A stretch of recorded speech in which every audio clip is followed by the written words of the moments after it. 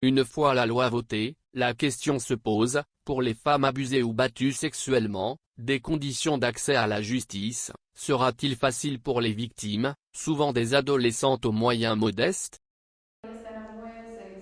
Tout d'abord, il faut une plainte préalable, les victimes doivent aller à la police, de cette façon tout un mécanisme se met en marche, afin qu'elles puissent aller devant les tribunaux, et l'acte sera jugé. Des programmes de formation seront nécessaires plus tard, je ne dis pas que ce sera facile, je dis que cette initiative législative ou cette loi, si elle est adoptée, sera la première étape, pour que nous puissions faire quelque chose contre ce phénomène. Parce que nous n'avons pas de cadre juridique, nous ne savons même pas à l'heure actuelle à quel point le phénomène est répandu.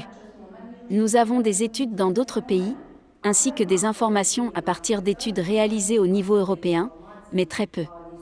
Officiellement, on parle de ce phénomène en Roumanie, précisément à cause de l'absence de ce cadre juridique. Cette loi s'impose, dans une première phase, il faudra ultérieurement construire des programmes de formation pour les policiers et pour ceux qui travaillent ou entreront en contact avec les victimes de pornographie non consensuelle. Et j'espère qu'il existe de nombreux autres programmes d'éducation dans les écoles et les lycées, car nous avons vu que le phénomène est de plus en plus répandu parmi les adolescents.